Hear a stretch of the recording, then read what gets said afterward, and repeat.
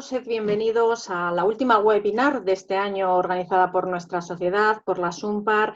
Esta última webinar del año la vamos a dedicar a la patología bronquial obstructiva, en definitiva al asma y a la EPOC, enfermedades que forman parte del día a día de la neumología y que ocupan una parte de nuestra labor asistencial y, cada vez mayor parte también de nuestra labor investigadora. Por ello, aunque nos parezcan temas recurrentes, estamos obligados a repasar de vez en cuando de manos de expertos como los que vamos a tener hoy, las novedades acerca del abordaje de estos enfermos crónicos. Y es que la atención a los enfermos crónicos se está convirtiendo en un asunto de primer orden para los sistemas sanitarios de los países desarrollados, que deben de estar preparados para hacer frente a la demanda que estos pacientes generan, ¿no? El número de sujetos afectados por distintas patologías crónicas tan prevalentes como son la enfermedad pulmonar obstructiva crónica, la EPOC y el asma está en aumento. Y también la esperanza de vida de estos enfermos está creciendo a pesar de la enfermedad y, por tanto, el coste de su atención, de acuerdo con los parámetros actuales, podemos estimar que puede ser difícilmente sostenible a medio plazo. En los últimos años, pocas enfermedades han supuesto un problema de salud pública mundial equiparable al que supone el asma y la EPOC. Y existen razones para pensar que a lo largo del siglo XXI el problema al que nos estamos enfrentando alcance límites insospechados, ¿no? Por un lado, porque no hemos logrado frenar el incremento en la prevalencia de ninguna de estas dos enfermedades, y por otro, porque a pesar de los avances en el conocimiento de su etiopatogenia y la incorporación al mercado de nuevos fármacos, la progresión, no hemos conseguido mejorar el control del asma ni evitar la progresión de la EPOC. Parece, por tanto, que queda todavía mucho camino por recorrer con estas enfermedades y mucho nos queda por hablar sobre el asma y la EPOC en este siglo. Yo os voy a dejar ya en manos de Pilar Cebollero, que no necesita presentación en la sociedad. Sabéis que es una de nuestras expertas tanto en asma como EPOC, la jefa del servicio del Complejo Hospitalario de Navarra, del servicio de neumología. Y sin más os voy a dejar para a ver si hoy vamos bien de tiempo porque, recordaros a todos que a las 8, una vez finalizada la webinar, tendremos la Asamblea General de Socios, este año en streaming también, y que tendréis un enlace, los socios habréis recibido un enlace aparte en el mail para conectaros. Pilar, cuando quieras ya la webinar es toda tuya. Buenas tardes a todos y gracias, Laura, por tu invitación y por llamarme para moderar esta mesa. Es cierto que nos hubiera gustado estar en la SUMPAR en estas fechas y tocaba que estuviéramos todos aquí reunidos en Pamplona. Pero bueno, todo esto mejorará y seguro, a ver si el año que viene puede ser. Hoy tengo el gusto de compartir y de moderar esta mesa sobre asma y EPOC, que como has dicho, son dos de mis gustos dentro de la neumología, y compartir además con 4 ponentes la tarde. Además de asma y de EPOC, hablaremos también de gripe y de COVID. Entonces, simplemente rogaros a todos, por las razones que Laura nos ha comentado, que os ajustéis al tiempo destinado. Son 15 minutos de cada una de las 3 primeras presentaciones y 20 la última, y después tendremos un periodo común para hacer preguntas. Para que los asistentes virtuales puedan hacer las preguntas, deciros que en la parte baja de la pantalla veréis un apartado destinado precisamente a preguntas y respuestas. Yo las canalizaré y las comentaré a los ponentes y ellos os podrán contestar. Sin más, presento a todos ellos. La primera charla será sobre asma leve y moderada y si el control lo es todo. La impartirá Javi Mitchell del Complejo Hospitalario de Donosti, también por todos conocidos. La segunda versará sobre asma grave y sus 3 vías, a cargo de María Victoria García Gallardo del Hospital Universitario de Araba. Continuaremos con EPOC, si es posible, adelantarse a la EPOC, y nos lo contará Maya Aramburu, del Hospital de Galdacao. Y por fin, como os decía, hablaremos de gripe y su coinfección con el SARS-CoV-2 a cargo de Raúl Ortiz de Lejarazu, del Hospital Clínico Universitario de Valladolid. No me quiero extender más y doy paso al primer ponente, y yo ya os vuelvo a hablar cuando todos ellos hayan terminado. Gracias. Hola, buenas tardes. Nada, agradecer a la SUMPAR la oportunidad de participar en este webinar. A mí la invitación me la hizo Jesús Camino y me hizo la propuesta con esta pregunta, con este tema. Asma leve moderado, el control lo es todo. ¿Qué me parecía? Pues me parecía muy bien, muy interesante. Pero luego tenía que intentar darle contenido a esto. ¿Y esto cómo lo voy a concretar?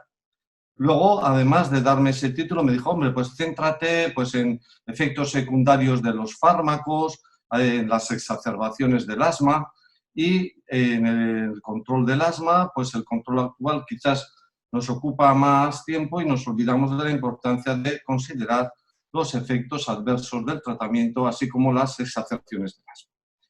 ¿Y todo eso cómo lo concretaba? Pues en abril de este año, Xavier Muñoz publica en Archivos de Bronconeumología esta editorial. Una compañera neumóloga me trajo el artículo y me dijo, oye Javi, ¿qué te parece? ¿Qué hacemos ante esta editorial?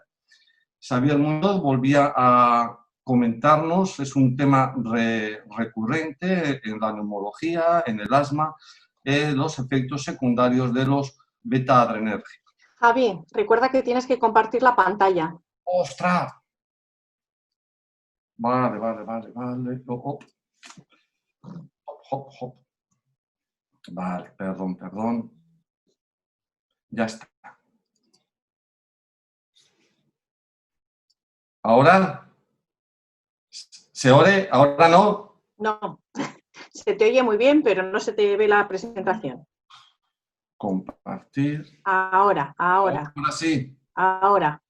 Bueno. Ahora sí, Javi. El título ya estaba, asma leve moderado, el control es todo, control del asma, el riesgo futuro, exacerbaciones, efectos adversos del tratamiento, por aquí siguiendo un poquito las indicaciones de Jesús Camino. Y esta era la editorial a la que hacía referencia, donde llamaba la atención ante la posibilidad de que los beta-adrenérgicos pudieran tener un efecto deleterio, aumentar pues mortalidad, exacerbaciones de asma. Y en la editorial, sobre todo porque me voy a centrar en los LAMA, vamos a dejar los SABA, los de corta duración, pues porque el tiempo es reducido, y dentro de los LABA, pues los únicos que se asocian a corticoides inhalados para que puedan ser utilizados en el asma son el formoterol y el bilanterol. Como la sobredosificación de los LABA se hace prácticamente con formoterol, pues la editorial hacía referencia a esta molécula y nos lanzaba este mensaje. Cuidado, usamos formoterol, pero no superemos la dosis recomendada de 18 microgramos al día para no despertar al Mr. High, para que los efectos deleterios de los beta-2 no nos hicieran arrepentir. Los LABA. Pues ya en 1993 el salmeterol y el veía que había una mayor mortalidad con salmeterol frente a salbutamol. Un estudio posterior en el SMART veía que el salmeterol respecto a placebo suponía una mortalidad 4,4 veces mayor. Esto parecía que sucedía sobre todo en los pacientes de raza negra y en aquellos que no utilizaban corticoides inhalados. En el mismo año, un metaanálisis concluye lo mismo, que los LABA demuestran que aumentan las agudizaciones del asma graves que ponen en riesgo la vida del paciente, así como la mortalidad relacionada con la misma. Y esto parece que pasaba hizo que ya se prohibiera el uso de LABA no asociados a corticoides inhalados para el tratamiento del asma. pero quedaba la cuestión de qué pasaba si se usaban junto con corticoides inhalados. Es decir, no se pueden usar LABA sin corticoides inhalados, pero si usamos corticoides inhalados, los LABA pueden aumentar los efectos graves, la mortalidad. Para esto, la FDA propone a las 4 empresas que tenían este tipo de productos que hagan unos estudios, unos ensayos clínicos para responder a esta pregunta. El tratamiento de base, el comparador iba a ser los corticoides inhalados y la misma dosis de corticoides inhalados, la otra rama iba a usar LABA. Si los LABA tenían un efecto adverso, deleterio, aumentando la mortalidad o sobre todo las exacerbaciones, lo íbamos a ver en el grupo que usaba LABA además de corticoides inhalados. Como vemos, para el endpoint primario, la de los efectos relacionados con el asma graves, no había diferencia entre corticoides inhalados y cuando se asociaba el LABA. Y con respecto al conjunto de las exacerbaciones, no solo el añadir LABA a los corticoides inhalados no era malo, sino que era mejor. En el análisis combinado vemos cómo el análisis conjunto es a favor de la combinación LABA-corticoides inhalados.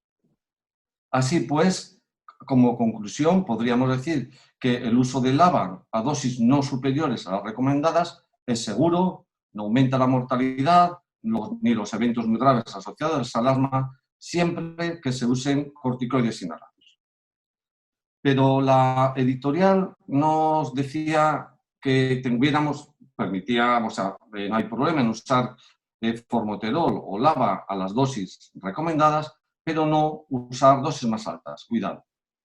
¿Existe un riesgo mayor de mortalidad o de más exacerbaciones? Estas dosis superiores a las que nos señala la editorial de Xavier Muñoz son 2 escenarios. Uno, que vayamos a superar la dosis de LABA cuando estemos usándolos en una estrategia SMART, es decir, usar el LABA con el corticoide inhalado, dosis de mantenimiento y luego usar el mismo inhalador de rescate, entonces podríamos estar superando las dosis de LABA recomendadas. Y otro escenario es cuando estamos en un escalón 4 con unas dosis de corticoide moderado y queremos subirlos, pues eso nos lleva muchas veces a usar al mismo tiempo mayores dosis de LABA que las recomendadas. El primer escenario, el mayor uso de LABA durante la estrategia SMART, es el que vamos a analizar. En este estudio comparaba, por un lado, la budesonida formoterol, mantenimiento y como rescate, es decir, lo que es la terapia MART, con diferentes grupos. Uno lo iba a comparar con con corticoide inhalado solo, sin LABA, pero una mayor dosis de corticoide inhalado usando como rescate el SABA. En el eje de ordenadas, lo que se iba a analizar son las exacerbaciones de asma y vamos viendo que en los diferentes escalones de tratamiento de GINA, la terapia MART de rescate, de mantenimiento y rescate, era superior al comparador de mayor dosis de corticoides. Asimismo, era superior la terapia MART cuando comparábamos con la misma dosis de LABA y corticoide y rescate con el SABA. La única diferencia ahora sería, van a usar los dos la misma dosis de LABA corticoide inhalado de mantenimiento, uno se van a rescatar con LABA corticoide inhalado y el otro grupo se va a rescatar con SABA. Y en estos también la estrategia MART o SIT era superior. Y finalmente, comparando con una mayor dosis de Xilaba de mantenimiento y rescatándose con SABA, también la terapia SIT o MART era superior. Era un análisis post-hoc de más de 12.000 pacientes de 5 grandes estudios.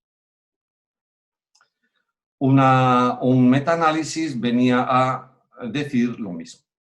Pues que el uso de mantenimiento y rescate de LABA con corticoide inhalado era superior a usar un SABA de rescate con menor riesgo de exacerbaciones. Vamos, y ahora Claro, pero en estos otros estudios no estaba claro qué dosis de rescate estábamos usando. En este estudio del 2013 de Patel, las dos ramas eran, uno la estándar, los dos grupos iban a usar la misma dosis de budesonida formoterol, 206, 2 inhalaciones cada 12 horas. Estaríamos ya en la zona más alta de esto, sería un escalón 4 de GEMA, estaríamos en la dosis más alta de formoterol, 24 microgramos al día de formoterol, la dosis que no deberíamos pasar según la editorial. A unos le iban a dar de rescate salbutamol 100, 1 o 2 inhalaciones cuando necesitaran, y al otro iban a rescatarse con la combinación budesonida-formoterol. Definían el sobreuso cuando de rescate, además de las 4 inhalaciones ya fijas, cuando los que rescataban con el formoterol budesonida usaban más de 8 inhalaciones en un día, eso era sobreuso, y cuando usaban más de 16 inhalaciones en un día era sobreuso del grupo placebo, bueno, el grupo de la rama comparadora de la rama que se rescataba con salbutamol. En principio no alcanzaba la significación estadística sobre un tanto de pacientes que tenían sobreuso. Con respecto a los días de sobreuso, la terapia SMART era superior a la estándar, al rescatarse con salbutamol. Con respecto a prednisona no había diferencias significativas y al ver las exacerbaciones graves, uno tenía 0,53 exacerbaciones graves al año frente a 0,97, un riesgo relativo de 0,54 significativo y por lo tanto superior a la terapia SMART. Y aquí ya dosis extras estaban siendo superiores, dosis extras de formoterol en este caso, y a veces, algunos días, dosis muy altas de formoterol. Y no parece que había problemas. Así pues, yo creo que la terapia SMART podemos decir que es segura y superior en cuanto a exacerbaciones respecto a sus comparadores, en escalones de GEMA 2 a 5. Y además, si miramos la ficha técnica, estos son los dos productos. Uno lleva formoterol con budesonida, no viene, pero es la dosis de 164,5, que la dosis más alta que no deberíamos superar serían 2 inhalaciones cada 12 horas, es decir, 4 inhalaciones al día, y ya nos dicen que, bueno, que con terapia SMART, tratamiento de mantenimiento y a demanda, no se requiere generalmente más de 8 inhalaciones, pero que incluso se podría llegar hasta 12 inhalaciones al día.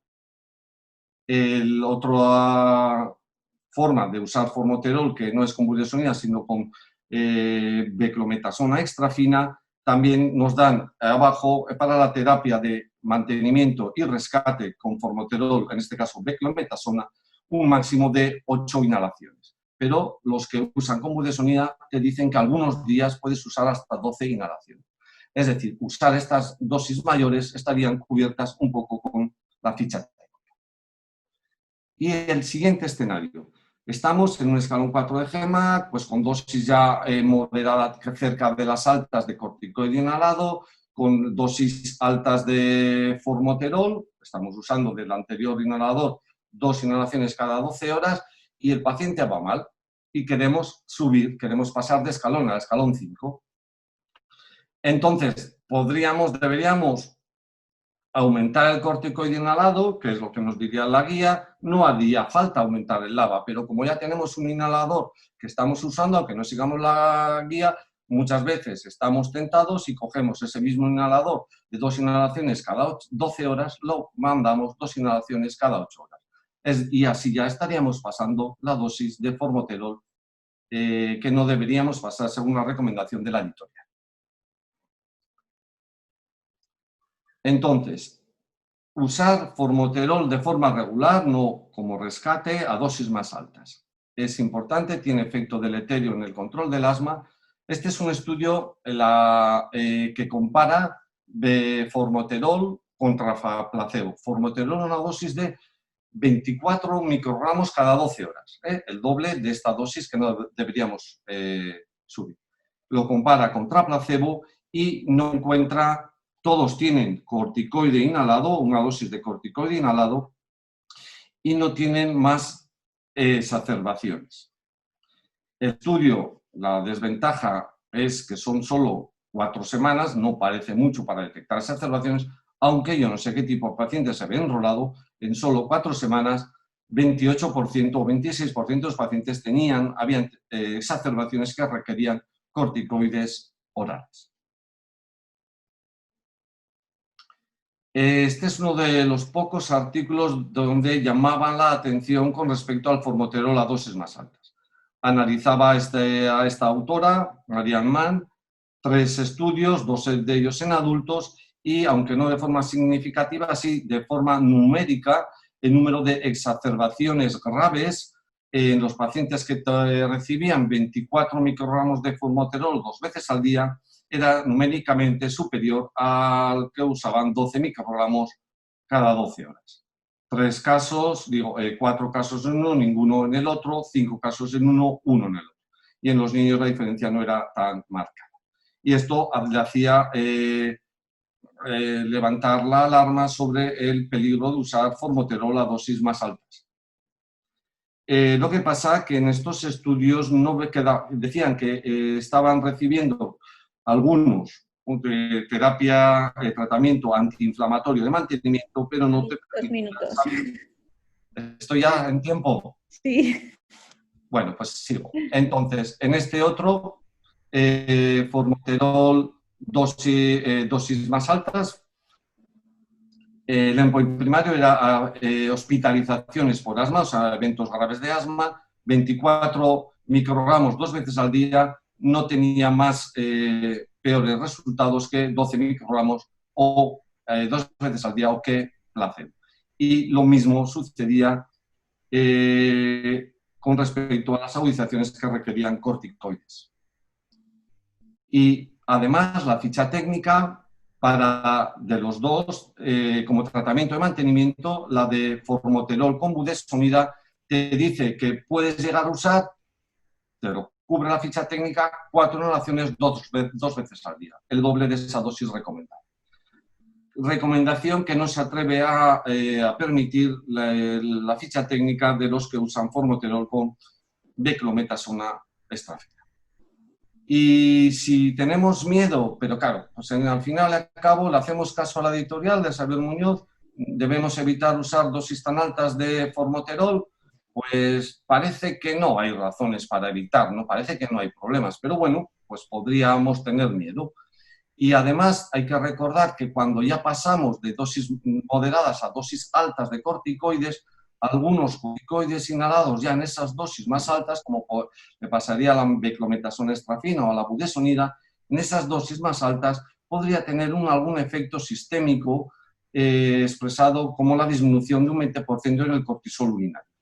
Entonces, y en cambio, con otro corticoide inhalado a dosis altas, que la dosis alta sería de furbato de fluticasona 184 o 200 microgramos, estaríamos muy lejos de esa dosis que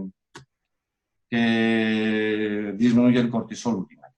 Y finalmente, además, recordar que budesonida por encima de 1000 microgramos, de 1 miligramo, no parece que tiene más efecto.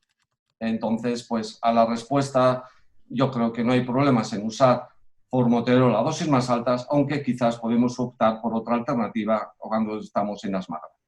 Y nada más, y perdón por pasar del tiempo. Muchas gracias, Javi. Continuamos. Ahora ya me desconecto.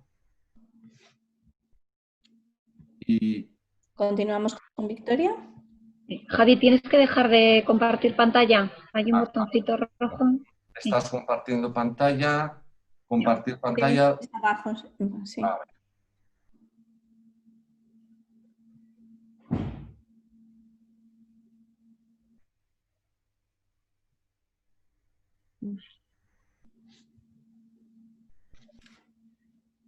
Vale, buenas tardes a todos. Primero dar las gracias a la organización, a Laura y a Sumpar por contar conmigo y a la industria farmacéutica que nos permite reunirnos de esta forma en estos tiempos de adversidad.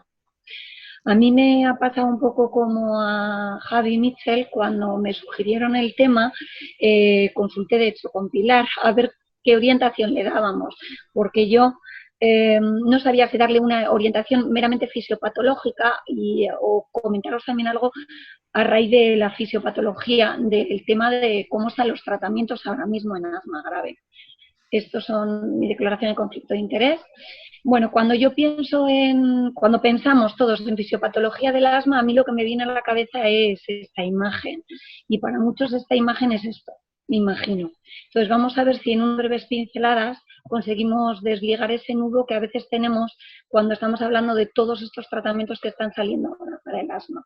Vale, cualquier daño a nivel del epitelio bronquial, tanto sea un alergeno, el humo del tabaco, irritantes, virus, activa a nivel de los mastocitos y de las células dendríticas y se activa la síntesis de interleuquinas.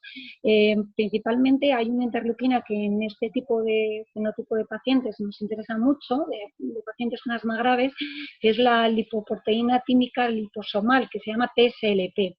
Esta citoquina tiene importancia porque activa no solo basófilos y mastocitos, sino porque tiene efecto a nivel de unas células del sistema innato que se denominan ILC2.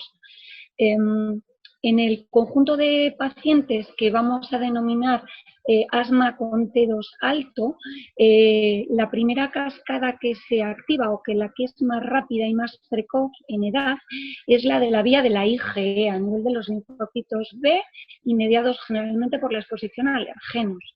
Vale, esta IgE tiene importancia en los pacientes porque no solo tiene efecto a nivel de basófilos y mastocitos en las reacciones meramente alérgicas, sino porque tiene un papel importante también en cuanto a eosinófilos a nivel del epitelio bronquial de nuestro paciente y también a nivel de las células de músculo liso.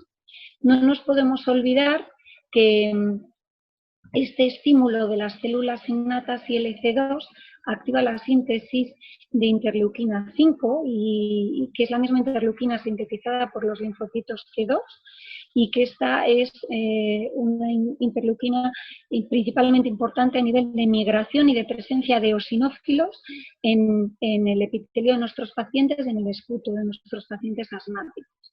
¿Vale?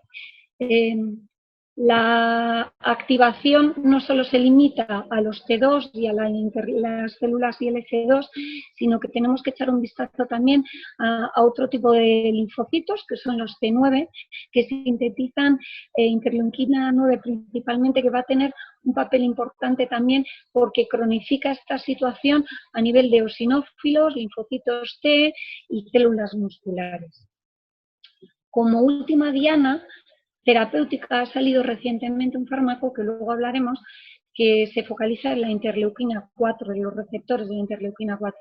Esta interleuquina se sintetiza también a nivel de estas células innatas que se activaron al principio de toda la cascada inflamatoria y tiene acciones no solo a nivel de los eosinófilos por medio de los linfocitos T2, sino también de los linfocitos B, con lo cual va a tener mucha relación con esta inflamación alérgica que se puede cronificar en algunos pacientes. En cuanto al asma no T2, en el lado derecho de la pantalla vemos que este daño epitelial, ya habíamos dicho que activaba mastocitos, macrófagos, también activa células natural killer y hay varias vías que se postulan en este tipo de inflamación. Por una parte está la síntesis de la interleuquina 8, que tiene un papel muy relevante en cuanto a la migración de neutrófilos en estos pacientes, en el epitelio y en el esputo de los mismos.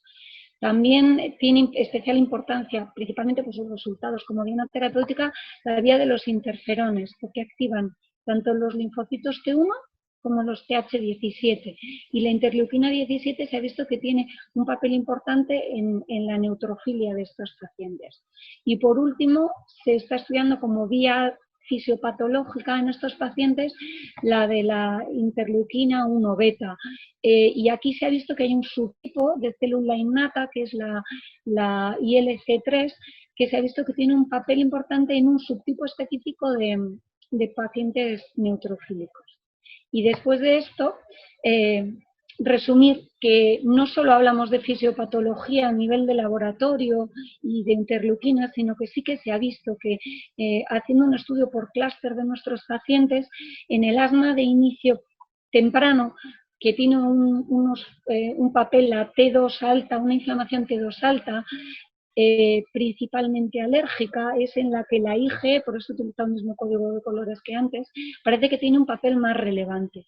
Y en el asma de inicio tardío podríamos encontrar ese subtipo de pacientes en los que la inflamación eosinofílica es la más relevante, y el subtipo de pacientes en los que lo que vemos es esta inflamación neutrofílica que probablemente está desencadenada por otro tipo de estímulos que no son los mismos que tuvieron los pacientes de los anteriores clústeres.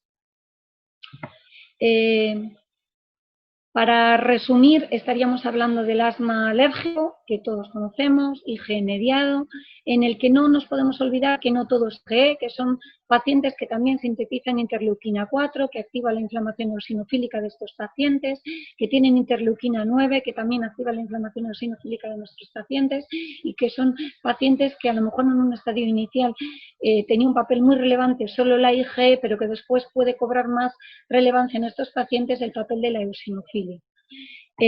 Los pacientes eosinofílicos puros, en los que no se ha detectado que la IgE tenga un papel relevante, y el asma neutrofílico no alérgico.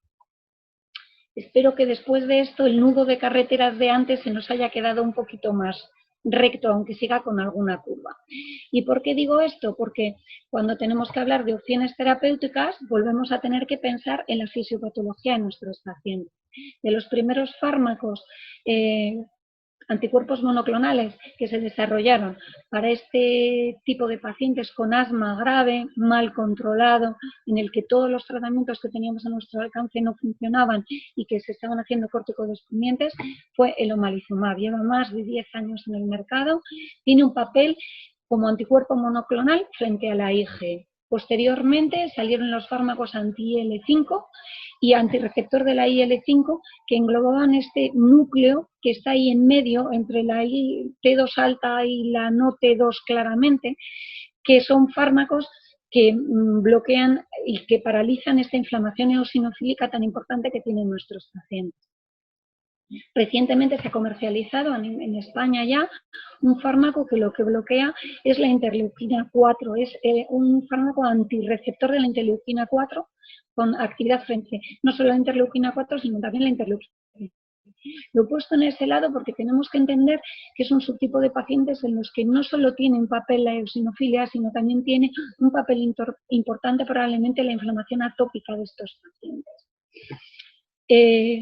Fármacos en desarrollo, tenemos el tezepelumab, que es un anticuerpo monoclonal frente a la TSLP. Si os acordáis de las primeras diapositivas, es el inicio de toda la cascada inflamatoria en estos pacientes, tanto a nivel eosinofílico como alérgico. Está en estudios clínicos en fase 3 ahora mismo y los resultados son esperanzadores. Y por último comentaros un fármaco que lamentablemente en diciembre del año pasado se realizaron los ensayos clínicos, que no ha tenido resultados, pero que nos ha abierto una nueva vía terapéutica para pensar en nuestros pacientes. El ceviprivan es un fármaco frente al receptor de la prostaglandina a nivel de las células de los TH2.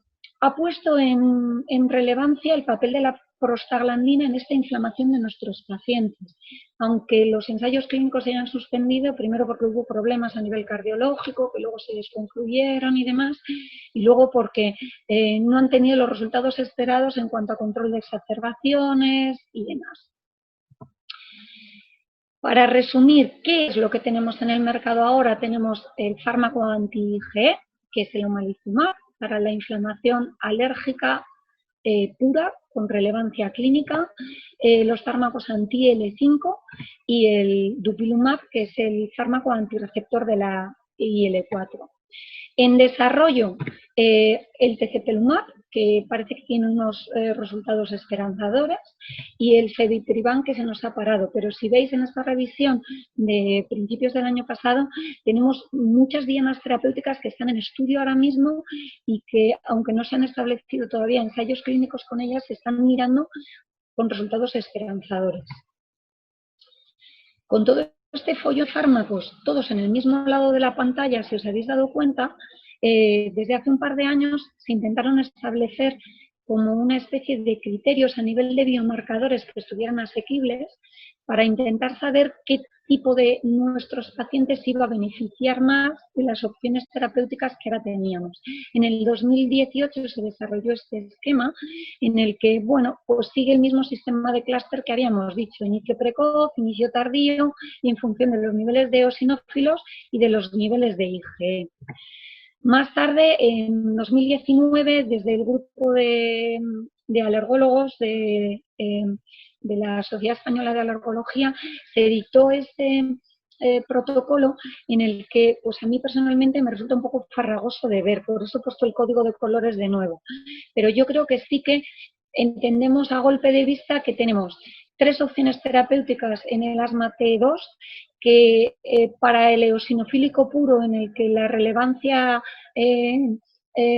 alérgica esté descartada, tenemos como opción terapéutica, han metido también el dupilumab, por esa acción indirecta a nivel de los eosinófilos, que en los alérgicos puros con relevancia demostrada el omalizumab debe seguir siendo la primera opción, pero sigue estando el dupilumab ahí, y en el campo medio, entre estos dos brazos, tenemos los fármacos anti-L5 que han demostrado eficacia y buena respuesta y demás.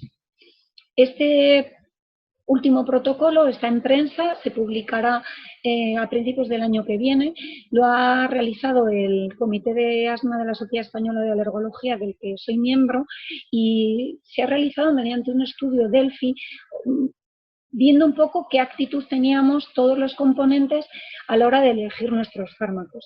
Las conclusiones tampoco nos van a sacar de ningún embrollo, pero sí que se manifiestan ya abiertamente sobre que el omalizumab solo debe estar indicado en los pacientes en los que la relevancia alergológica de exposición y de relación con su asma esté demostrada. Entre los fármacos con inflamación eosinofílica, la primera opción debe ser siempre un fármaco anti-L5, y el dupilumab se queda más en un ambiente mixto entre el eosinofílico con relevancia, que tendrá que irse buscando su hueco. El dupilumab es un fármaco que salió para la dermatitis atópica, en el que la inflamación IgE estaba muy demostrada. En la atopia los atópicos tienen una IgE total elevadísima. Entonces yo creo que tiene cabida no en el lado del eosinófilo puro, sino un poco mixto entre el alérgico puro y el eosinofílico. Le vamos a ir buscando hueco, me imagino, con el uso. Una pequeña mención, ya que he hablado del asma alérgico, muy breve, sobre la inmunoterapia. Ahora, en las últimas guías clínicas, la inmunoterapia sale ya como indicación terapéutica en el asma, en los escalones de leve y moderado, en el asma alérgico, se sobreentiende, cuando está demostrada la exposición al alérgeno.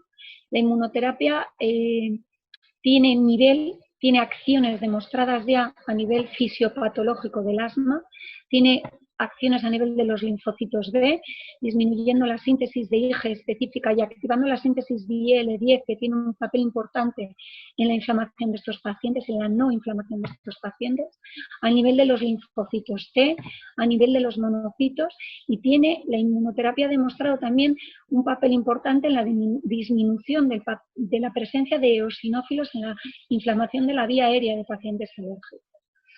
¿Y por qué hago esta mención a la inmunoterapia? Bueno, pues porque a raíz de que saliera en las guías clínicas se está empezando a incluir en distintos protocolos. Os animo al que tenga un poco más de interés en leer algo de inmunoterapia, a leer esta revisión que salió publicada en una revista de inmunoterapia pura, de inmunología pura, en el que hacen una revisión de todos lo que está publicado sobre inmunoterapia en los últimos años. Y lo que sí que nos orientan es un poco a decir que la inmunoterapia ha demostrado sus efectos beneficiosos. Estas revisiones del 2018, y en aquel momento sí se mojaban y decían que la inmunoterapia debía ser subcutánea, que era la que había demostrado efectos, no la sublingual. Sin embargo, desde la Sociedad Europea de Alergología e Inmunología Clínica, en el 2019 ya se publica este protocolo específico para la inmunoterapia con ácaros, que recuerdo que es la que está recomendada dentro de las guías clínicas tanto GEMA como GINA. Hablan en concreto de inmunoterapia ácaros, no otro tipo de inmunoterapia. La incluyen dentro de sus protocolos terapéuticos y no solo en el asma leve moderado, sino que nos animan hasta a utilizarla en el asma parcialmente controlado, para intentar optimizar el control del asma. María Victoria. Sí, me paso. De tiempo. Lo siento, me paso. Paso a la siguiente. Una breve pincelada solo sobre el asma neutrofílica para mencionarlo, ¿vale? La presencia de neutrófilos en el asma neutrofílica ya hemos visto que podía estar desencadenada por distintas vías, la de la interleuquina 8, T17 con la interleuquina 17, y os he mencionado antes las células estas innatas y LC3 que han demostrado que tienen un papel importante principalmente en el asma obesidad. Los fármacos que tenemos para el asma neutrofílica ahora mismo son pocos o nulos. Los fármacos que se han desarrollado, anticuerpos monoclonales frente a la IL-17, no han demostrado tener efecto. Los fármacos frente a los interferones, el etanercept, sí que ha demostrado buenos resultados, pero los estudios que concluyeron se ha quedado ahí, no se ha vuelto a utilizar, ni se ha vuelto a hacer nada, ni a nivel de industria ni a nivel clínico. Fármacos con acción frente a la interleuquina 8, lo mismo, algunos han tenido efecto, pero tampoco se han vuelto a comercializar, y lo único que tenemos que sí que ha demostrado eficacia en los distintos ensayos clínicos son los macrólidos, principalmente la citromicina, y respecto a su fisiopatología de acción se postula que es porque tiene acciones a nivel de la interleuquina 8, de bloquear los receptores de la interleuquina 8. Con lo cual, como veis, pues tenemos un abanico muy amplio de tratamientos en el asma alérgico y eosinofílico, y en el asma no eosinofílico, no T2, tenemos muy pocas opciones terapéuticas. Pero sea cual fuera, lo que sí que tenemos claro todos, yo creo que es que tenemos que valorar la respuesta de nuestros pacientes y darle una vuelta, porque muchas veces no es la primera opción terapéutica o la que teníamos establecida de antemano la que es la mejor para nuestros pacientes. Y esto es todo, y perdonad de la demora, ¿eh? Muchas gracias, Victoria. Pasamos a Maya, cuando quieras.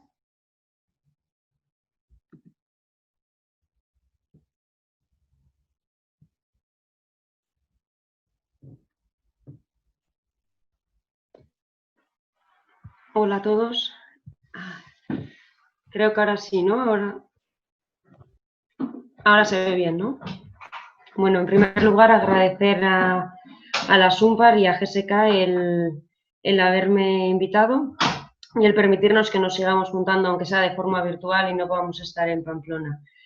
Y a Jesús Camino por haberme hecho la invitación de participar en esta mesa. Y en mi caso me había tocado si había novedades en la patología obstructiva en relación a adelantarnos a la EPOC, si había opción, pues bueno, de intentar aportar algo más al paciente EPOC en unas fases más iniciales que permita, pues bueno, mejorar la situación del paciente, ¿no? Y va muy relacionado con un proyecto que luego explicaré, que tiene en marcha GSK y que probablemente pues, de aquí a unos años nos dé alguna respuesta a las dudas que tenemos en este momento en el tema de adelantarnos al EPOC. Bueno, empezar con la prevalencia, ¿no? Al final la EPOC es una enfermedad crónica prevalente, que los últimos datos del EPISCAN 2 publicados en septiembre nos dan datos de una prevalencia del 11,8% en adultos mayores de 40 años sin ese límite superior de edad que existía en el EPISCAN 1, que era de 80 años. Y seguimos con una diferenciado por sexos, bueno, con un aumento progresivo en la prevalencia de la EPOC en las mujeres en esa feminización 9,4%. Desgraciadamente seguimos con una alta prevalencia una alta tasa, de infradiagnóstico que alcanza casi el 75% y que sigue siendo también mayor en el caso de las mujeres. Y como todos sabemos, sigue siendo todavía la cuarta causa de muerte, por detrás de la cardiopatía isquémica y las enfermedades neurológicas, y la quinta causa de discapacidad. Bien, y cuando hablamos de la EPOC y adelantarnos, pues bueno, es inevitable no pensar en las trayectorias que planteaban Fletcher y Peto, en la que el tener una susceptibilidad al tabaco y ser fumador nos llevaba a un declive de la función pulmonar más acelerada, ¿no? Con ese diagnóstico de EPOC, con esa obstrucción precoz y una muerte prematura. Y ya es el año pasado, cuando en el 2019 Álvaro Agustí plantea que no solamente son esas 4 trayectorias, que pueden ser más, y que no solamente empieza ¿no? la importancia de la función pulmonar a los 25 años, sino que hay muchas variables que pueden influir desde la infancia y desde cómo en la edad adulta, que hay muchas variables, muchos factores que pueden influir en ese declive de la función pulmonar y que eso nos va a llevar a diferentes trayectorias. Entre ellas, desgraciadamente, pues nos vamos a tener el EPOC moderado y severo, que seguimos llegando tarde a ese diagnóstico, y tendremos también esos pacientes que están en riesgo por esa acumulación de diferentes variables que puede hacer un declive de la función pulmonar, y ese EPOC leve, que es donde deberíamos llegar en el diagnóstico, ¿no? En ese paciente en riesgo y en ese EPOC leve. También sabemos que la función pulmonar, que hay un declive, una pérdida de la función pulmonar, sobre todo en las fases iniciales de la enfermedad, y que son pacientes que desgraciadamente van a tener exacerbaciones y que a su vez esas exacerbaciones se van a relacionar con un empeoramiento de la calidad de vida, con nuevas exacerbaciones, y que esto al final nos va a llevar a un aumento de la mortalidad. Y bien, aunque conocemos o intentamos conocer la EPOC, sus trayectorias y aquellos rasgos tratables que pueden empeorar la situación o empeorar el pronóstico del paciente, pues sabemos que seguimos llegando tarde al diagnóstico y probablemente seguimos llegando tarde al tratamiento, ¿no? Esperamos a que sucedan esas situaciones o esos rasgos tratables en el paciente, esas exacerbaciones, ese declive de la función pulmonar, para hacer un step up, un incremento en el tratamiento, y eso nos hace pensar que, bueno, que podríamos estar llegando tarde. Y esto es lo que plantea, ¿no? El dejar de esperar, dejar de estar detrás de la enfermedad, ¿no? Detrás de esas exacerbaciones, de ese declive de la función pulmonar, y empezar a liderar y ponernos enfrente de ¿no? frente a la enfermedad y valorar si podemos atacarla en unas fases anteriores. Y en ese escenario es donde nace el proyecto, el programa Antes, que como he dicho está patrocinado por GSK, que lo lidera Álvaro Agustí, y que va un poco en ese objetivo de anticiparnos al diagnóstico y tratamiento de la EPOC en el siglo XXI. La hipótesis de trabajo es anticipar, como decía, el diagnóstico y tratamiento para así disminuir la carga de la enfermedad, mejorar el nivel de salud del paciente y el pronóstico de los pacientes con EPOC. Para ello tiene 3 áreas de trabajo: la parte de EPOC joven, el de Early COPD, la segunda área, que sería la intensificación terapéutica, y por último la divulgación. En esa área de intensificación terapéutica hay 3 líneas, que sería mejorar el infradiagnóstico, las exacerbaciones y los estudios de intervención. Al final, el proyecto lo que intenta es intensificar la estrategia terapéutica en fases más iniciales de la enfermedad, para así plantear si se puede evitar esa progresión de la enfermedad, ¿no? Y los objetivos serían eso, generar esa evidencia. Es decir, hoy en día sabemos los diferentes fármacos qué efecto tienen en un grupo de pacientes para un determinado objetivo y durante un tiempo concreto, pero esto lo que plantea es adelantar esos tratamientos a fases iniciales y ver qué efecto tienen a futuro, ¿no? Y el otro objetivo sería, como decía, pues dejar de seguir, de ir por detrás de la enfermedad y empezar a liderarla. En estos momentos, y hasta que tengamos resultados del proyecto Antes, que se ponga en marcha, que podamos tener resultados, en estos momentos, ¿dónde podemos actuar antes en la EPOC? Podemos actuar en la población general, aquellos individuos, aquella población que no tiene la enfermedad, en el paciente EPOC, que aún no lo sabe, ¿no? Incidir en ese infradiagnóstico, y ya en el paciente EPOC, que sí que iría más en intensificar la estrategia terapéutica. A nivel general, podríamos decir que donde tenemos que incidir es en el tabaquismo, ¿no? A diferencia de la obesidad o del sedentarismo, que van en aumento, con el aumento de las enfermedades crónicas como la hipertensión o la diabetes, sabemos que el tabaco, parece que el tabaco va en disminución, aunque sí que es verdad que en los últimos años está estabilizado, probablemente por el tabaquismo en la mujer, que no disminuye a la misma velocidad que en los hombres. Y en esta área nos deberíamos centrar en los programas para el abordaje del tabaco y las medidas de financiación de los diferentes fármacos para la deshabitación, así como medidas poblacionales de cara a disminuir el tabaco, sobre todo a edades tempranas. a nivel de ese EPOC, adelantarnos en el EPOC, que aún no lo sabe. Ahí tenemos los criterios para hacer el cribado, ¿no? Los que ya todos conocemos, pero bueno, ahí vamos a tener dos, por un lado, intentar que la población conozca qué es la enfermedad, ¿no? Que conozca qué síntomas más inespecíficos, como pueden ser la disnea o que ellos achacan a un tabaquismo activo, pues dar a conocer esa enfermedad y que se consulte. Y otro campo va a ser la espirometría, que si hasta ahora teníamos una tarea difícil con la espirometría en atención primaria, pues el coronavirus creo que esto nos lo va a dificultar bastante el tema de la espirometría, pero creo que debemos incidir en llegar a un diagnóstico de EPOC en unas fases más iniciales para poder tratar y poder prevenir una progresión. Y dentro del paciente EPOC, que sería lo que es la intensificación de ese tratamiento, podríamos anticiparnos o podríamos intensificar con dos objetivos, ¿no? Con intentar mejorar esa función pulmonar y controlar esos síntomas y las exacerbaciones. Sabemos a nivel de la función pulmonar que ya hay estudios en los que pacientes podrían estar infratratados o están infratratados, ¿no? Pacientes que en monoterapia, más del 50%, en el estudio publicado en el Respiratory Journal, en el que más del 50% de los pacientes que estaban en monoterapia tenían una disnea mayor o igual a 2, eso quiere decir, ¿no? Que esos pacientes podrían beneficiarse de un aumento de tratamiento y mejorar así o intentar mejorar esos síntomas. Y sabemos también que la doble broncodilatación, es superior a la monoterapia para mejorar función pulmonar y mejoría de los síntomas. Sabemos en este estudio, en el estudio IMAX, en el que se comparaba el umeclidinio bilanterol frente a las monoterapias de umeclidinio y salmeterol, veíamos como la doble broncodilatación era superior para mejorar la función pulmonar frente a las monoterapias con 66 mililitros y 141 mililitros respectivamente, umeclidinio y salmeterol. Y además había una mejoría de los síntomas.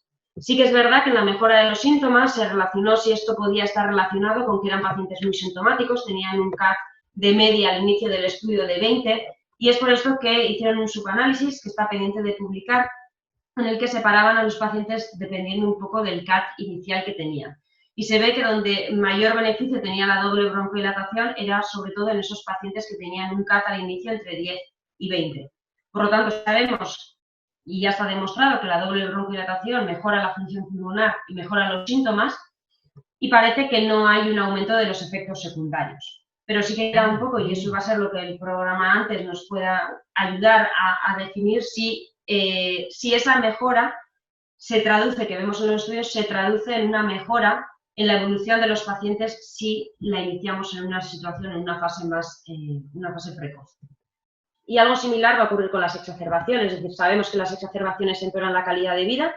Además, sabemos que esa calidad de vida cuesta recuperar en torno a los 6 meses y que si durante esos 6 meses, además, el paciente tiene otra exacerbación, esa calidad de vida no se va a recuperar. Y sabemos, además, que las exacerbaciones se relacionan con un aumento de la mortalidad, sobre todo esas exacerbaciones que requieren un ingreso hospitalario. Sabemos que aproximadamente aumenta en un 50% el riesgo de fallecer a los 5 años tras una exacerbación. Y que, además, esa exacerbación se va a relacionar con exacerbaciones posteriores, es decir, el tiempo entre exacerbaciones se va a acortar tras una primera exacerbación.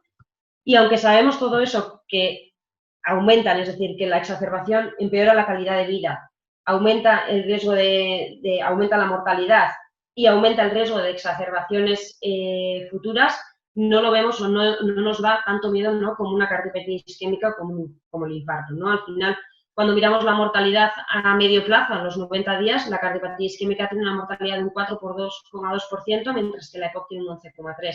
Y sin embargo, la situación de un EPOC o de una exacerbación de EPOC parece que en general no da tanto miedo. Pero ¿dónde estamos? Es decir, sabemos cuál es el impacto de las exacerbaciones, pero sin embargo tenemos dos problemas principales en estos momentos. Uno es la definición de la exacerbación, es decir, no queda clara cuál es una definición clara para la exacerbación y si todas las exacerbaciones son iguales o se impactan de la misma manera. Y por otro lado, ¿dónde estamos incidiendo? ¿No? ¿Dónde estamos tratando? Hoy en día, como tratamiento preventivo para esas exacerbaciones sería el corticoide inhalado, uno de los tratamientos, y sin embargo indicamos ese tratamiento a los pacientes que son agudizadores, es decir, esperamos a que ese paciente tenga varios eventos que sabemos que impactan y muy negativamente a la vida de nuestro paciente y sin embargo esperamos a que ocurran al menos 2 moderadas o una severa para decir que ese paciente es exacerbador y plantearnos el tratamiento con un corticoide inhalado. Definimos el agudizador, como decía, eso, paciente con más de 2 exacerbaciones moderadas o más de una exacerbación que requiera un ingreso hospitalario, y es cuando indicamos ese tratamiento que en principio ha demostrado que reduce las exacerbaciones, ¿no? Que sería el GOLD en la clasificación de GOLD, y en el momento actual con la GSPOC en los pacientes agudizadores tras haber pasado por una doble broncodilatadora. Si lo traducimos al paciente cardiológico sería no esperar a poner tratamiento preventivo cuando el paciente ya ha tenido un infarto, en lugar de intentar adelantarnos con el tratamiento que tenemos. En eso estamos lejos de los cardiólogos, ¿no? Los cardiólogos sí que intentan una identificación temprana de la enfermedad y sí que tienen evidencia para utilizar tratamientos preventivos antes, ¿no?, de que ocurra ese evento agudo que tiene ese impacto negativo. En nuestro caso, sin embargo, como decía, esperamos a las exacerbaciones para iniciar ese tratamiento preventivo. Como decíamos, el corticoide inhalado ya ha demostrado que disminuye en un 25% aproximadamente las exacerbaciones, pero hay un 75% que lo tenemos perdido, ¿no? Que no estamos, que podríamos hacer algo con ese 75%. Y en eso es donde ha aparecido el estudio IMPACT, en el que sí que comparaba, ¿no?, como todos sabemos ya, la triple terapia frente a la doble broncodilatación o al corticoide con beta-2, y sí que veía que la triple terapia era superior en la prevención de las exacerbaciones moderadas y graves, hasta un 34% en las hospitalizaciones, en las exacerbaciones severas, las que conllevan un ingreso hospitalario, y eso es lo que probablemente la prevención de esas exacerbaciones graves es lo que la llevaba a ser el primer estudio, ¿no?, en el que demuestra que hay una disminución de la mortalidad. Pero volveríamos a estar en la misma situación, es decir, eran pacientes con al menos 2 exacerbaciones, eran pacientes exacerbadores, en las que volveríamos a estar en el escenario que le hemos dejado pasar ya varias exacerbaciones y nos planteamos el aumentar un tratamiento a una triple terapia. Y no sé si podríamos plantearnos ese tratamiento en una situación previa a las 2 exacerbaciones. Para eso han hecho un subanálisis en el que evalúan dentro del grupo de pacientes, pero que solo tenían una exacerbación moderada. Y se ve también que el hacer un step-up, hacer un aumento a una triple terapia, también sería superior frente a la doble broncodilatación o al corticoide inhalado con beta-2 en la prevención de las exacerbaciones. Por lo tanto, estaríamos en esa situación en la que el paciente solo ha llegado a tener una exacerbación para optimizar o aumentar el tratamiento de cara a prevenir las exacerbaciones posteriores. Sin embargo, estaríamos todavía en un paso, nos quedaría un paso más para intentar iniciar el tratamiento y poder prevenir cualquier tipo de exacerbación. Por lo tanto, sí que estamos, digamos, por detrás, en el que hacemos un diagnóstico tardío y en el que el manejo escalonado o el step-up del tratamiento lo hacemos cuando tenemos ya un rasgo tratable, ¿no? Y el objetivo sería hacer un diagnóstico más precoz y optimizar el tratamiento antes de los eventos, para así reducir los síntomas, mejorar la calidad de vida, prevenir las exacerbaciones y el aumento de la supervivencia. Y eso es un poco lo que va a buscar o lo que va a intentar buscar el proyecto antes, ¿no? El proyecto antes lo que va a intentar es buscar o ver qué es lo que ocurre cuando intentamos o cuando ponemos ese tratamiento en fases más precoces y nos intentamos adelantar a esos eventos que son los que no queremos, como puede ser el declive de la función pulmonar o las exacerbaciones. Y con esto yo ya acabo y creo que sí que me he limitado, al tiempo, pero bueno, ahí sí que yo cuando hacía la charla decía, bueno, pues parece que todo entonces es poner la triple terapia o escalonar, hacer un step-up en fases muy iniciales, ¿no? A iniciar a todos y a todos darles todo el arsenal o gran parte del arsenal terapéutico en la EPOC. Sin embargo, creo que no es la solución. Yo creo que la solución va más a intentar buscar modelos predictivos o intentar buscar identificar a esos pacientes que están en riesgo, ¿no?, que tienen más riesgo de exacerbarse, que tienen un riesgo de un declive de la función pulmonar más acelerado y poder hacer una medicina de precisión sin llegar a dar a todos una triple terapia o sin llegar a dar a todos un corticoide inhalado. Pero bueno, esto nos lo dirá un poco cuando vayan saliendo resultados del proyecto que todavía está en fases iniciales. Y muchas gracias a todos. Muchas gracias, Amaya. Pasamos a la última ponencia de la tarde. Raúl, cuando quieras. Bueno, muchas gracias. Gracias a Jesús Camino y gracias a la moderadora, autora Cebollero, y yo me han encargado que hable sobre gripe y actualización. Yo creo que hay poco que actualizar en la gripe, pero bueno, a la luz de lo que está sucediendo, yo creo que no debemos de perder de vista a esta vieja amiga nuestra. Entonces, bueno, en primer lugar, yo tengo un conflicto de intereses, estoy participando actualmente en un advising para algún productor de vacuna de coronavirus y aparte de esto, pues he recibido pagos por conferencias y estos son los compañeros del centro. Yo actualmente ahora no trabajo en el hospital clínico, pero sí sigo vinculado al Centro Nacional de Gripe. Uno de los tres está aquí, el otro está en Madrid y el otro está en Barcelona. Raúl, ¿puedes compartir la pantalla? Perdón, creí que la había compartido. De momento no la vemos, yo te aviso. Dice, usted no puede iniciar... espera, a ver, aquí. A ver, sí, aquí está.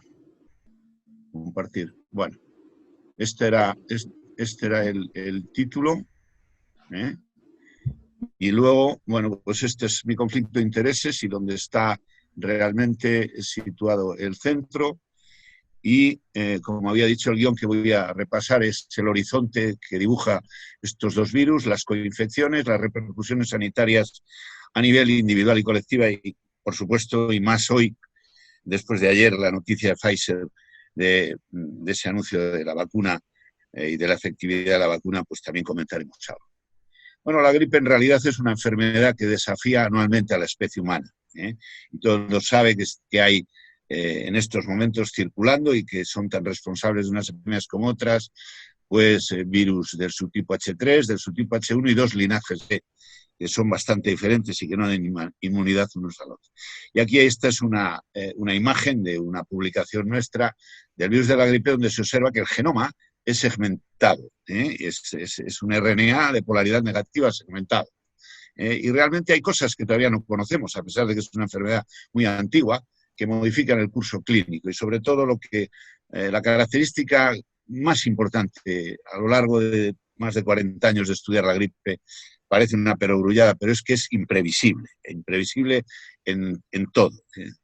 Y realmente con los coronavirus pues nos pasa algo similar, son los grandes desconocidos. Yo creo que pocas personas saben que en el año 2017 la OMS les incluyó dentro de los patógenos prioritarios emergentes a vigilar. Y realmente, bueno, pues eso no tuvo ninguna repercusión.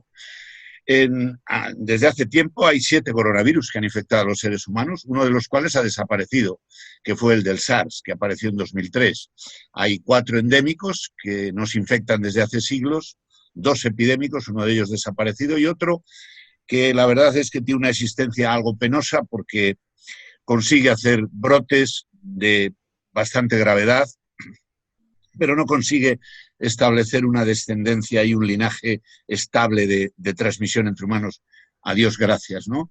Y tenemos el coronavirus pandémico que ha llegado por tercera vez. Aquí vemos cómo están de una manera gráfica ordenados, por si alguna persona ha sido diagnosticada de algún coronavirus, pues el 229E, que fue el primero descrito, o el NL63, que ha sido el anteúltimo que se ha descrito, pues son alfa-coronavirus, es decir, se parecen menos a los beta-coronavirus, que es donde están el SARS, el MERS y otros 2 de los endémicos que son el 1143 y el último descubierto. Este fue descubierto pues prácticamente en 2005, 2006. Bueno, pues el nombre es bastante raro, pero tiene su explicación. Como son beta-coronavirus y el nuevo que apareció, el SARS-CoV-2, está relacionado con el virus del SARS, se llama SARS-B-covirus, es decir, del SARS beta-coronavirus. Y estos se llaman MER, porque aquí está el MERS y son MER beta-coronavirus, y los alfa-coronavirus que son distintos. Bueno, realmente los coronavirus endémicos hace tiempo que aparecieron y están entre nosotros, así que eso nos puede dar una idea de cuando se dice a las personas este virus hay que domesticarle, pues tardaremos un tiempo en domesticarle.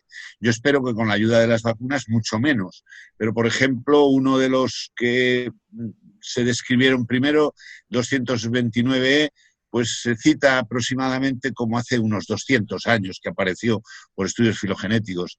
Y uno de los últimos descritos, el NLA63, que se describió entre 2004 y 2005, se describen estos 2 coronavirus que señala con el pintero, pues apareció en en el año 1200. O sea que realmente, digamos, el futuro de los coronavirus es infectar a muchos animales, muchos huéspedes animales, es la manera que tienen, digamos, de extenderse. Así que podríamos definirlo también la COVID-19 como una antropozoonosis, exactamente igual, es la diapositiva parecida a la anterior, como una nueva neumonía adquirida en la comunidad llena de incertidumbres. Y aquí tienen una imagen de una publicación reciente que hemos hecho con algunos de los colaboradores del centro, en el que se ve que realmente pues, tiene una estructura similar, salvo que el RNA es un RNA de cadena continua, tiene también proteínas en la superficie, incluso alguna de las proteínas que tiene, como es la proteína que se denomina hemaglutinina esterasa, esta que tiene en verde en forma de T, pues tiene relaciones filogenéticas con los virus de la gripe, sobre todo con los virus de la gripe C.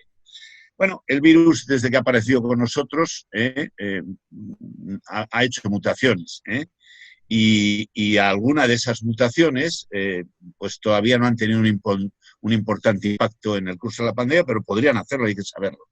En esa especie de GIF, que esta es una de las mutaciones que ha habido, de las más importantes, en que lo que hace es facilitar que la proteína tenga una conformación abierta, la proteína S, que es la que participa en el enlace con el receptor AC2, la angiotensina, la convertirse a la angiotensina.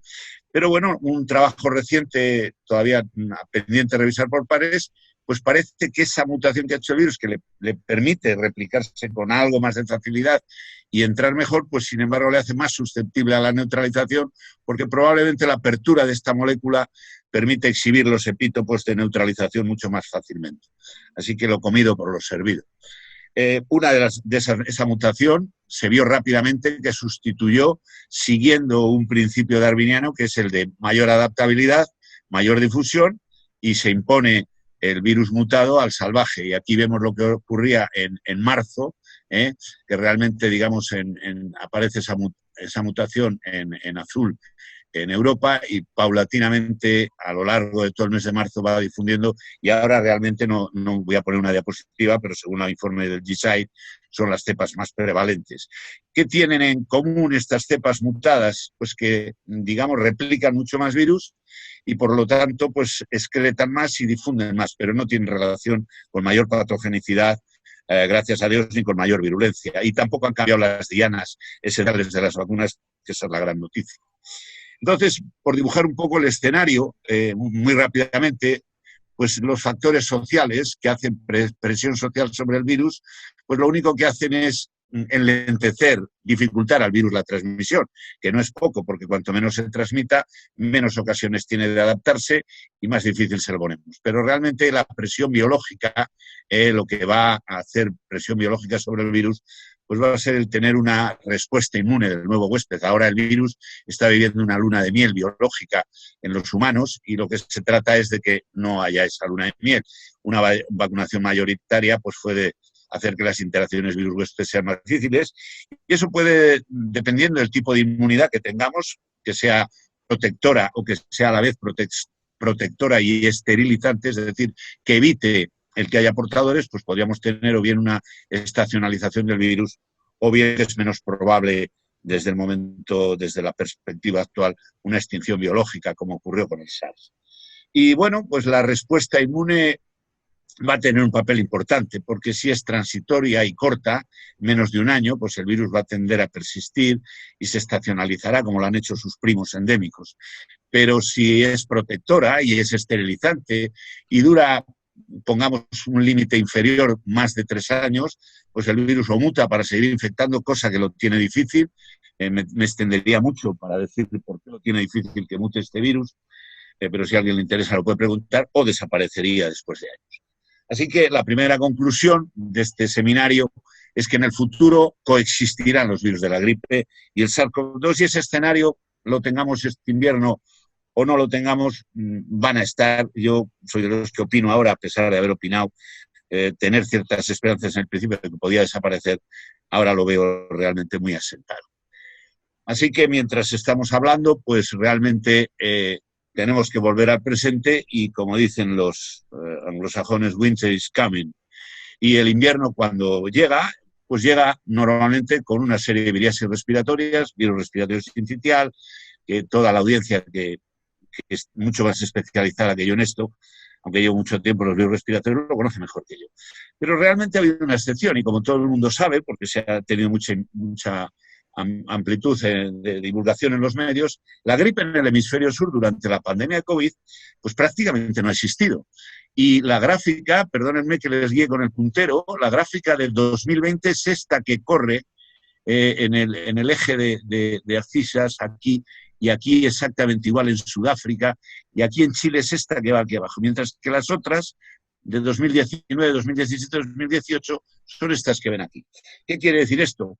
Bueno, pues porque realmente la temporada de 2020 de la gripe, que en los países del hemisferio sur tiene lugar entre los meses de abril y julio, no ha tenido lugar prácticamente, porque con la excepción que vemos aquí en Sudáfrica de esta pequeña elevación que desaparece, aquí señalada por la flecha roja, pues prácticamente los casos de gripe han sido mínimos. Y buena muestra de ello es que Australia ha logrado identificar y enviar 33 muestras de gripe de 6.000, 31 muestras recabadas para ese fin, Chile 12 y Sudáfrica 6. Y son 3 países que representan 3 continentes y 3 formas, digamos, de cultura muy, muy distintas. Así que esto es algo que tenerlo en cuenta si lo tenemos en contraste que entre abril y julio en las temporadas pasadas, 2017, 2018 y 2019, pues hubo 24.512 cepas o muestras positivas para gripe de más de casi 180.000 muestras analizadas. Bueno, la interferencia esta que se ha producido en el hemisferio sur se repetirá en el hemisferio norte. Bueno, podría ser, es una hipótesis que hay que manejar. Pero desde luego las cifras de gripe de lo que ha ocurrido en el hemisferio sur no excluyen que vuelvan a las habituales en la próxima o en las próximas temporadas. En la próxima a lo mejor podría ser, pero en las próximas no.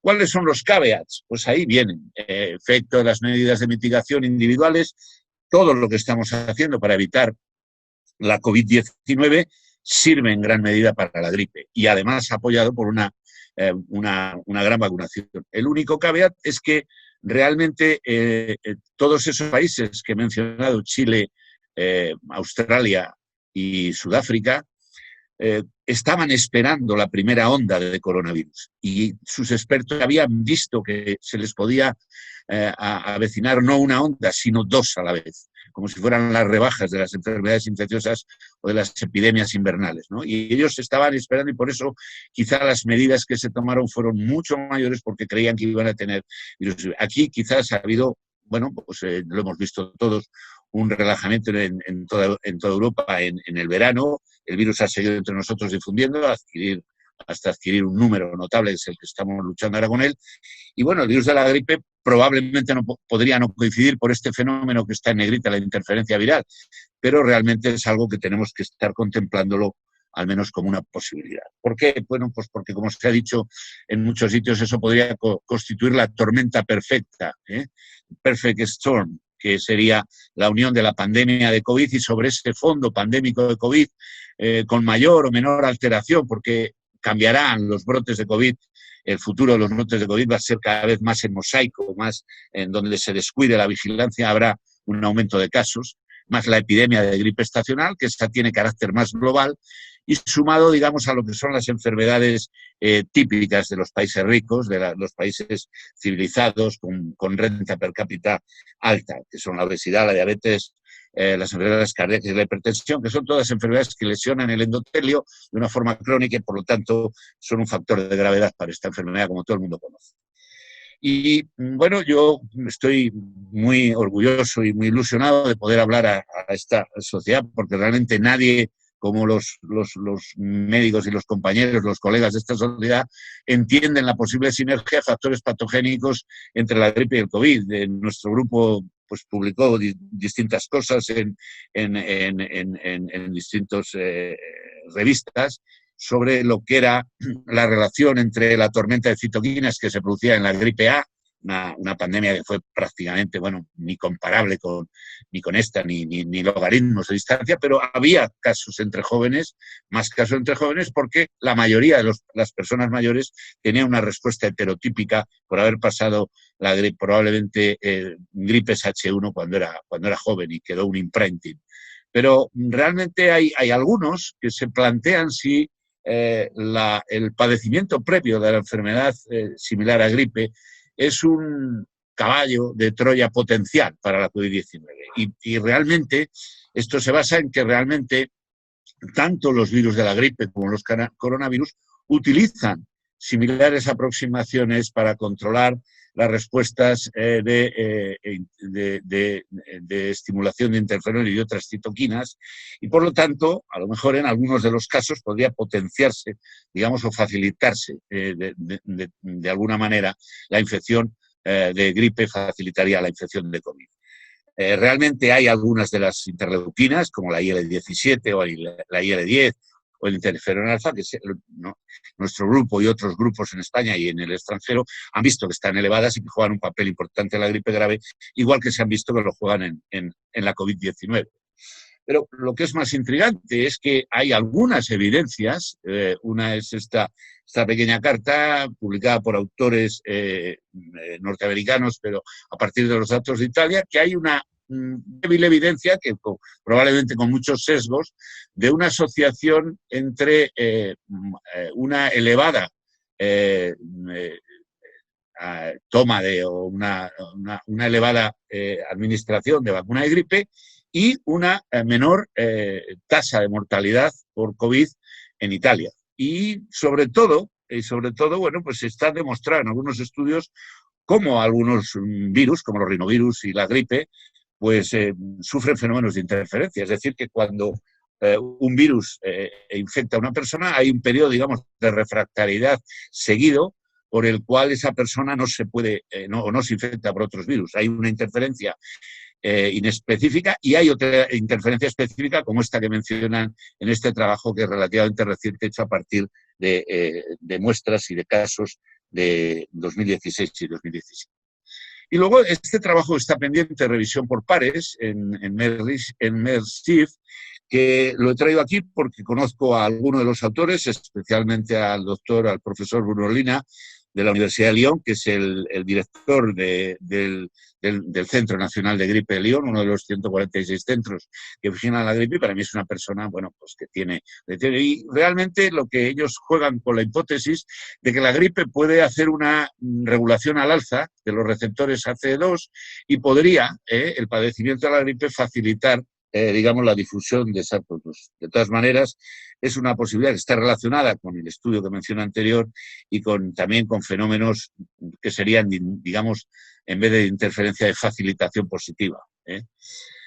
El otro problema que tiene la gripe y el coronavirus es que prácticamente desde el punto de vista clínico y al inicio no tienen prácticamente diferencias clínicas, aunque la gravedad y la mortalidad de la COVID está fuertemente asociada a edad y comorbilidades, pues en la gripe también, pero con matices en la población pediátrica. Y ambos virus tienden a competir por la misma población. Quizás en este artículo de Llamas se describe perfectamente cómo las características de los niños con enfermedad de coronavirus pues realmente son distintas dependiendo de la edad, de si son niños pequeños o si son más graves, pero son completamente distintos a los de la gripe. Y para ver, en España, yo creo que se ve muy bien en los casos graves hospitalizados por gripe de la encuesta que se realiza todos los años, que este año no la tenemos, porque este año el sistema de vigilancia yo creo que se ha visto desbordado por la epidemia de COVID, esperemos que se recupere, pero pueden ver en azul claro o en gris claro, azul claro, lo que corresponde a niños menores de 15 años. Y se observa cómo los casos graves hospitalizados por gripe en niños sin factores de riesgo constituyen en la temporada 2017-18 prácticamente un 70%, a diferencia de lo que ocurre con los casos graves en mayores.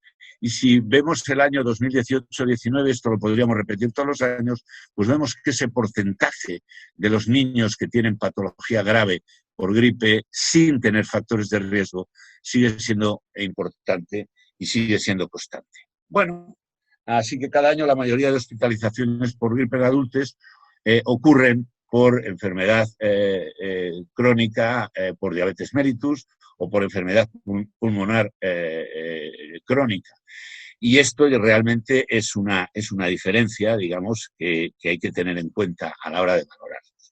Bueno, la gripe y el COVID tienen diferencias y semejanzas que están, no voy a hablar de todas, están en esta tabla, pero las fundamentales son que el número reproductivo es prácticamente el doble, el del COVID respecto a la gripe, así que las medidas que evitan la transmisión de COVID evitan de sobra la transmisión del virus de la gripe, y la mortalidad también es muy distinta, poniéndonos en el, digamos, en el umbral bajo de las publicaciones que existen, estaríamos en un 2,5, un 4% para la COVID, y sin embargo, para la gripe estacional pues es de un 0,1%, aunque la pandemia de 1918 en total registró un 2,7%, así que la pandemia de 1918, que tuvo 3 ondas epidémicas, la segunda, como saben ustedes, mucho más grave que las demás, pues tiene una mortalidad muy similar a la que tiene, a la que tiene la COVID-19. Aunque bien es verdad que el número de gente infectada no es la misma. En la pandemia de 1918 se infectó aproximadamente un tercio, según las estimaciones de la población mundial de entonces, que podríamos cifrar en unos, los que se infectaron aproximadamente unos 1.500, unos 1.300 millones de personas en el mundo.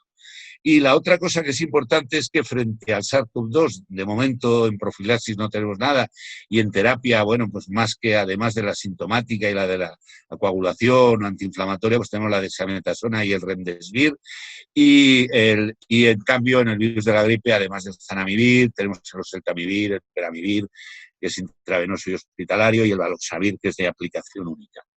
Otra de las cosas importantes es que la neumonía por gripe A en niños menores de 5 años pues parece más grave que la de COVID-19, y eso se ha visto en algún trabajo, como las manifestaciones clínicas de los niños con COVID-19 son más leves que las de menores de 5 años con gripe A, e incluso los parámetros analíticos también son más leves en COVID. O sea que se confirma por distintos trabajos que los niños realmente no tienen o tienden a no tener, salvo el síndrome multisistémico agudo, que es un porcentaje muy pequeño, inferior a los accidentes que puedan tener de tráfico en el que se vean implicados niños en España, por dar una cifra que sea manejable, ¿no? Una de las complicaciones principales de la gripe, también del coronavirus, como hemos dicho antes, es la neumonía. Y nadie mejor que usted sabe que vosotros que 1 de cada 3 pacientes hospitalizados por gripe tiene una neumonía. Y lo importante de esa neumonía es que,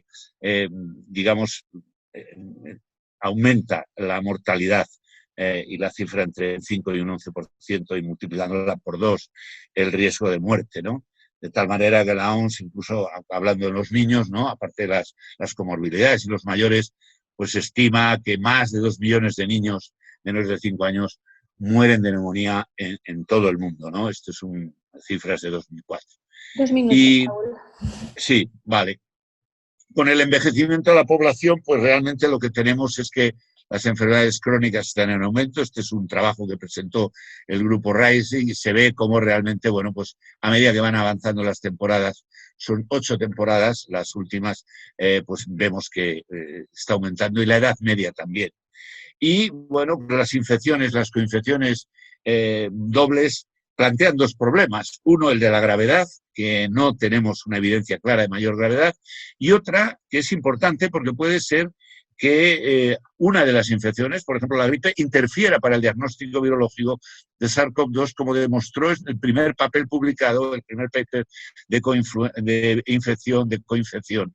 A mí me gusta llamarlo doble, por lo que diré hay un trabajo de españoles del Clínic de Barcelona en el que la resolución ha sido favorable y ha habido una evolución con alguna complicación, pero no excesivas. Y finalmente otra coinfección, también veremos ahora cuando llegue la temporada de gripe, si hay alguna más, de autores japoneses en los que sí que se requirió ventilación mecánica. ¿Por qué digo infecciones dobles? Porque, bueno, este es un ejemplo de los test y de la necesidad de tener en cuenta el periodo de excreción de la gripe, que puede ser como máximo, salvo en niños, que es de 3 semanas o de 2 semanas, pero la gripe en los adultos puede ser solo de 4 o 5 días. Y a veces pueden excretar, a algunos individuos pueden excretar mucha más gripe, con lo cual podría impedirse en algunos casos el diagnóstico de COVID. Y aquí tiene el diagrama de cómo en el periodo en que se solapan las dos infecciones y la excreción de los dos virus, pues los dos test pueden dar positivos o a lo mejor no, pero luego, bueno, pues desaparecen los virus y aquí con una gran excreción de virus gripal, pues podemos tener incluso algún test de coronavirus negativo. Bueno, el otro problema es cuál es el virus driver, cuál es el virus que conduce a la infección o cuál es el virus pasajero. Realmente algo que se ve, y es que en un estudio realizado en Singapur en 3.807 ingresos con 736 diagnósticos de PCR en otros tantos infecciones respiratorias agudas, que coincide una parte fuera del brote pandémico y una de ellas dentro del brote pandémico, pues se ve que hay un 4,8 de coinfecciones entre otros virus respiratorios que no son SARS, y sin embargo, las coinfecciones cuando el virus es el SARS-CoV-2, pues sin embargo es del 1,4%. Y relatan ellos 6 coinfecciones en los que relatan una enfermedad leve. La otra gran pregunta que ha surgido en muchos medios y en muchos canales, es si protegemos de la gripe, protegemos de COVID-19. Yo no lo creo, salvo indirectamente como demostraban o como intentan demostrar la hipótesis de esos trabajos que he mencionado antes, pero no obstante hay que decir lo que está publicado, y este trabajo, que está también pendiente de revisión, pues parece que es un estudio ecológico que no tiene por qué demostrar causalidad, pero bueno, se prolonga bastante entre los distintos grupos de edad, y hay un 8% de descenso de ingresos en UVI, un 18% de ventilación mecánica y un 17% de mortalidad en aquellos que han estado vacunados, en rojo en el gráfico, frente a aquellos que no lo están. Bueno, hay otros consejos para vacunar, la vacunación universal de la gripe en niños. Ya termino, estoy terminando, que es realmente, pues si se tiene a un paciente que está vacunado, intentar descartar un diagnóstico y centrarme en otro. Yo creo que eso no es, digamos, lo real, pero se... Y luego, respecto a las vacunas que están en la recta final, pues que todo el mundo conozca que en los próximos meses vamos a tener muchos anuncios como los que tenemos ahora, porque hay 11 vacunas que están en la recta. Y esta, precisamente, que se anunciaba ahora, que es la de BioNTech y Pfizer, pues realmente estaba en fase 2-3. Son estos estudios combinados, mientras que tendremos pues próximamente noticias de muchas más, sobre todo las chinas. Bueno, hay distintos momentos de la evolución y de las vacunas de gripe. Quizás las más nuevas que alguno de sus pacientes les diga que se le han puesto son las de alta carga o de alta dosis de antígeno dentro de las de gripe.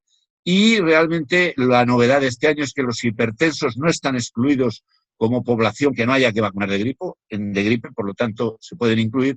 Y en las vacunas de COVID lo más importante que tenemos que estar es la efectividad vacunal, no frente a casos como lo que ha anunciado la compañía ahora, sintomáticos, sino frente a casos graves, frente a hospitalizaciones, frente a UCI, frente a mortalidad.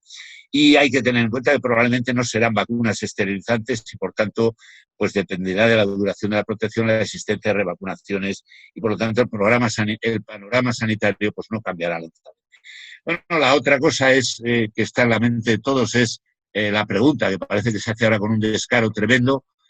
¿Usted se pondría la vacuna? Bueno, yo creo que eso se ha contestado por el CIS, aunque sea el CIS de Tezanos, y ella ha dicho que hay un 40,2 y además disminuye de cuando se hizo en septiembre la encuesta cuando se hizo en octubre. Así que ese será un tema que habrá que trabajar. Y la otra cosa es los requisitos que tienen de logística estas vacunas, de conservación, que son muy importantes. Simplemente de todos estos puntos que hay aquí, porque esta es la última diapositiva, pues la Asociación Internacional de Transporte Aéreo ha señalado que para proporcionar una sola dosis a 7,8 millones de personas, pues necesitaría 8.000 aviones hoy, lo cual no viene mal teniendo en cuenta la crisis que padece la aviación ahora, pero eso da una idea de lo que es la logística de enviar vacunas que tienen que ser congeladas y llevadas en hielo seco. Por eso muchas de ellas están intentando librarse de esa servidumbre, rebajando, digamos, la temperatura de conservación por otros. Bueno, de esta diapositiva lo más importante es, estas son las propuestas que ha hecho la Unión Europea, que son muy genéricas. Y la pregunta que yo lanzo es si se han propuesto prioridades al respecto por las distintas sociedades médicas españolas que pueden tener pacientes en su especialidad tributarios como personas vulnerables. Y eso es muy importante. Y la otra cosa que se plantea es la posibilidad de vacunas o de vacunación conjunta de gripe y de COVID en el futuro, si realmente, bueno, como vemos, las vacunas es necesario repetirlas o tienen, por el contrario, una inmunidad mucho más alta. Y nada más, para terminar, simplemente decir que las conclusiones yo creo que están todas. La pandemia, como dices, es la primera conocida y probablemente este virus va a permanecer largo tiempo entre nosotros y esa sinergia que parece no existir de momento podría cambiar con el tiempo cuando realmente los virus sigan una estacionalidad que ahora está rota por la pandemia. Las infecciones son escasas y realmente lo que tenemos que recordar es que el SARS-CoV-2 pues es un nuevo agente etiológico de la neumonía adquirida en la comunidad, sin olvidar a los de siempre que aguardarán su turno. Y nada más, muchas gracias y mis disculpas por haberme alargado un poco. Muchas gracias, Raúl. Bueno, muchísimas gracias a los 4 ponentes. Desgraciadamente, y porque tenemos la asamblea ahora que empieza justo a las 8, nos hemos quedado sin turno de preguntas. Yo tenía muchas, me imagino que la sala también. Han sido 4 exposiciones magníficas. Además de los ya conocidos, ha sido un honor, bueno, pues tener a un virólogo de tu categoría contándonos todas estas cosas. Yo creo que Laura querrá concluir y lamentablemente pasaremos a nuestra asamblea. Muchas gracias a todos, de verdad. Gracias.